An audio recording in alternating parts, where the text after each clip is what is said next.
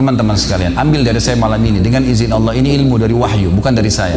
Tidak ada ruh gentayangan, nggak ada ceritanya dalam Islam kuburan terbuka pocongnya keluar, nggak ada, nggak ada tangan dari kloset tarik-tarik orang. Itu semua dusta, dusta, perusakan akidah dari media-media syaitan, sinetronnya, filmnya, segala macam. Manusia bisa berubah jadi singa lah, bisa beginilah, macam-macam. Dusta, dusta, nggak ada dalam Islam, nggak ada. Dari mana dalilnya? Nggak ada ruh gentayangan.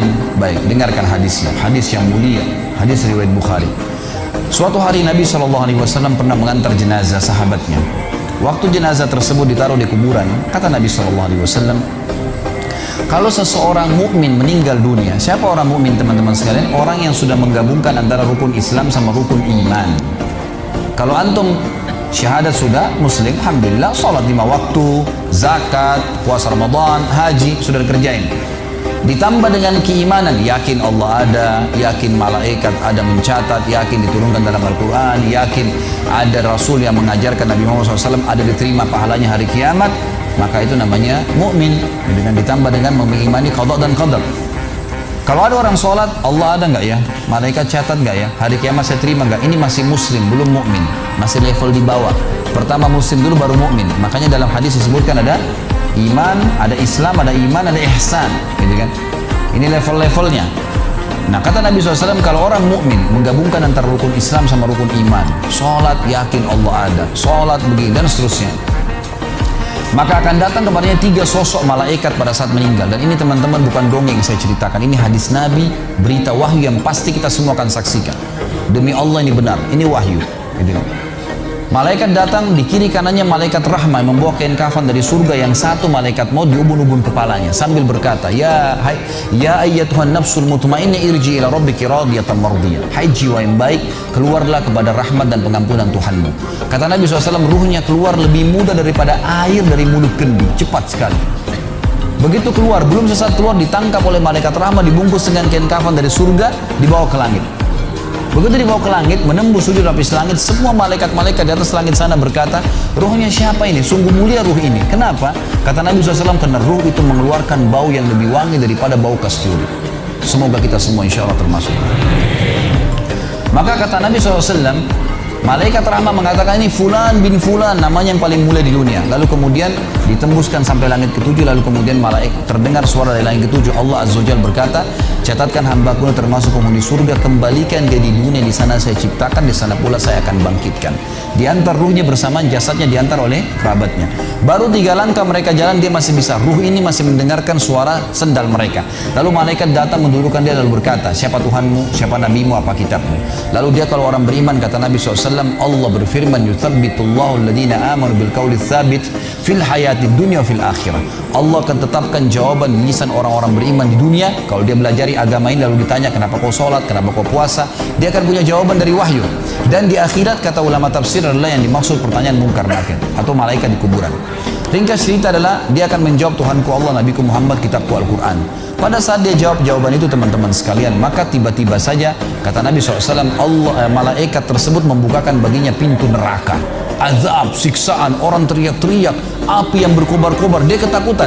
Kata malaikat, lihat dari apa Allah selamatkan dirimu. Karena kau beriman, kau gak jadi masuk sini, ditutup. Supaya dia tahu nih, kalau dia berbuat salah akan masuk situ, ditutup. Dibuka pintu surga, dayang-dayang, permadani, istana yang luas, luar biasa. Dia gembira. Lalu kata malaikat, kau akan masuk di sini. Maka si mayit tersebut pun berdoa mengatakan, ya Allah cepatkan waktu, karena aku ingin masuk ke dalam surgaku. Lalu datang di sebelahnya orang yang tampangnya gagah, badannya bersih, wangi, saking sempurnanya kata jenazah ini. Ruh ini berkata, siapa kamu ini? Sungguh sempurna ciptaan Allah pada dirimu. Dia berkata, saya amal soleh akan menemani kau sampai hari kiamat. Insya Allah setelah riwayat ini kita sholat. Saya amal soleh akan menemani kau sampai hari kiamat.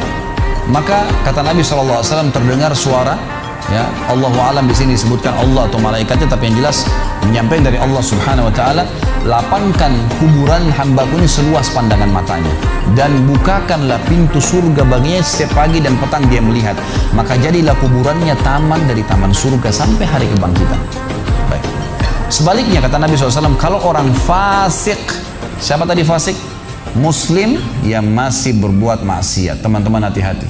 Jangan kena mengandalkan sudah syahadat kemudian bebas berbuat dosa. Hati-hati.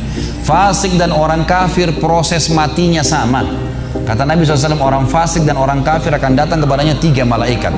2 malaikat azab di kiri kanannya, 1 malaikat maut di bunuh-bunuh kepalanya yang berkata, hai jiwa yang busuk, keluar kepada kemurkaan Tuhanmu. Maka ruhnya berantakan di tubuhnya, tidak berani keluar.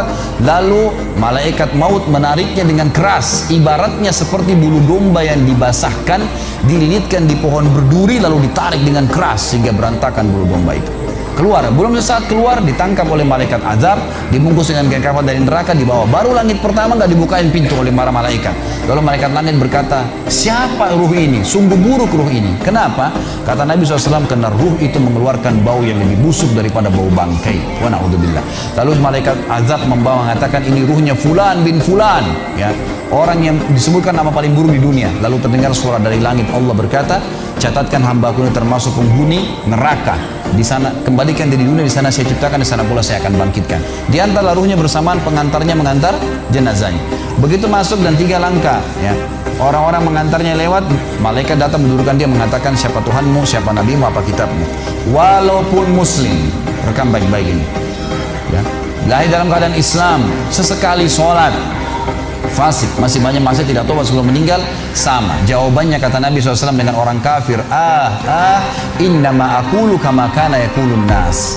Saya nggak tahu, saya cuma ikut-ikut dulu orang bilang apa, nggak bisa jawab.